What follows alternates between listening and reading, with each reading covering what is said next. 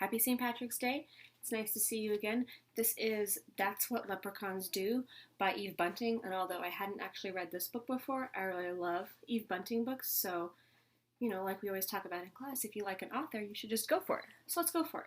We'll see how long my guest leprechaun lasts.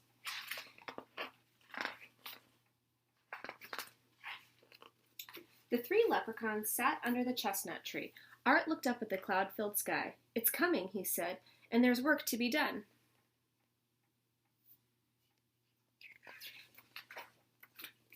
Boo and Call put on their red shoes and their caps and strapped their packs to their backs. "We're ready," Boo said, "but why is it that it always has us to put under that pot of gold at the end of the rainbow?" "Especially since not a single soul ever finds it," Call added. Art looked from one of them to the other. "Don't be asking," he said. "It's a leprechaun's duty, so it is. And fellows, remember, it's coming, so there'll be no time for mischief along the way." They walked in line, from one foot in front of the other one behind. No mischief along the way," they chanted. But when they got to Ballybunion Farm, they saw Mrs. Ballybunion's cow, Pansy, standing in the field. Airy whipped out a little bottle of red paint he kept in his backpack for leprechaun business.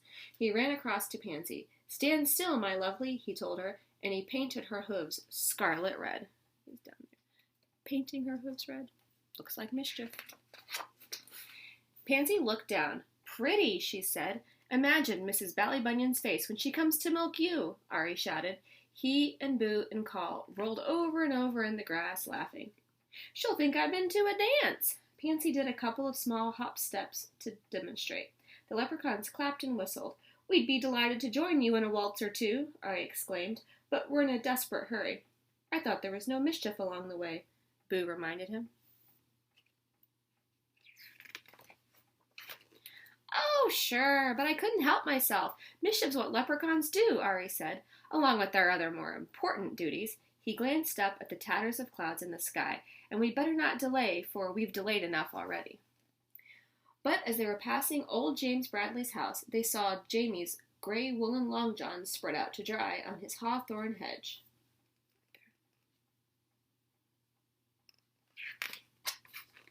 The leprechauns looked at each other and grinned. Quick as a cat's pounce, they ran across the hedge and stood one upon the other and the other on top of him. Ari reached up and tied the two long john legs together in a tight knot. They almost fell over each other, they laughed so hard. It would be great altogether to stay and watch old Jamie try to put on those legs loose. Boo said, "But it will be a month of Sundays before they're dry, and we've no time to waste."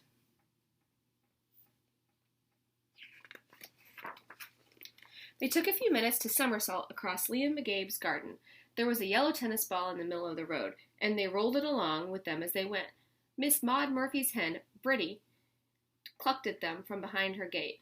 "Bridie," Ari said, "would you be doing us a favor? Could we trundle this ball up to your nest, and could you sit on it for us? It'll be a great joke on Miss Maud Murphy when she comes out to gather your eggs."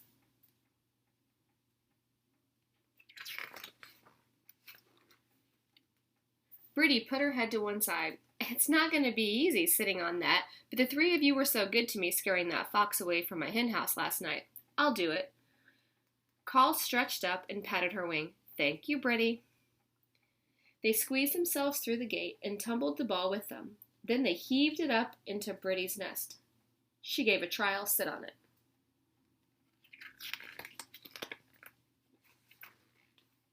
"I'll be sore underneath for a week," she grumbled, "but the thought of Miss Maud Murphy's face when she sees it, I've laid a yellow ball, will be worth it." "Won't that beat all?" Call gasped. "The three of you can't help making mischief, can you?" Bridie asked. "That's what leprechauns do," Ari told her, "along with their more important duties." He stopped. "Is that a spitting of wet I feel?" "Tss." Boo stared up at the sky where the sun was flickering through heavy clouds. A thin, cool rain had started to fall. "Hurry, hurry," Ari ordered. "It's come. We can't be late." They pulled their green slickers from their backpacks and settled their caps low to their ears.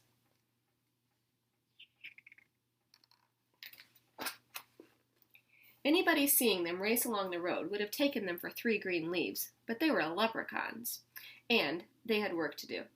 Get them out, boyos, get them ready, Ari said. They took their little spades from their backpacks. Then they stopped for a minute to look up at the rainbow, blue and green and yellow and pink, that arched across half the sky. There it is, Ari said with satisfaction. Come on.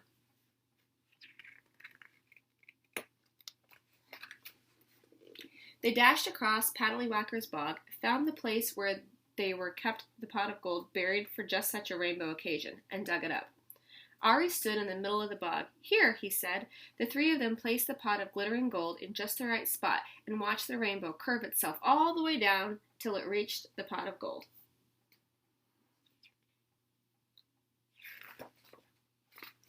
The leprechauns settled themselves to wait.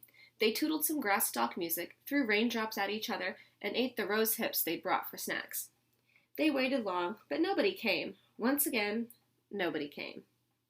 You'd think somebody would find it, Cole complained. Somebody will. Someday, Ari said. Maybe we should put up a sign, Boo suggested. Pot of gold this way. Oh, no, Ari said. That's not how it's done. There's a bit of magic to finding, and a bit of luck, and a bit of imagination, too. That gold's waiting for just the right person.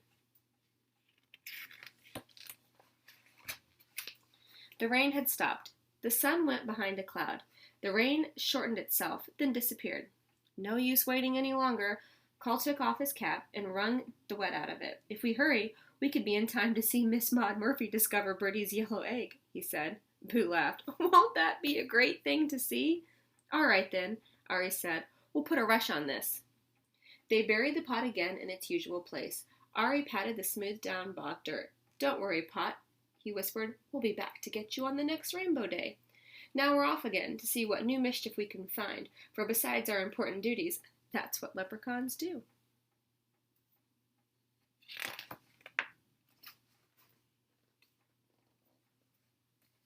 There she is, finding the tennis ball. Hope you enjoyed that book. I thought it was pretty funny.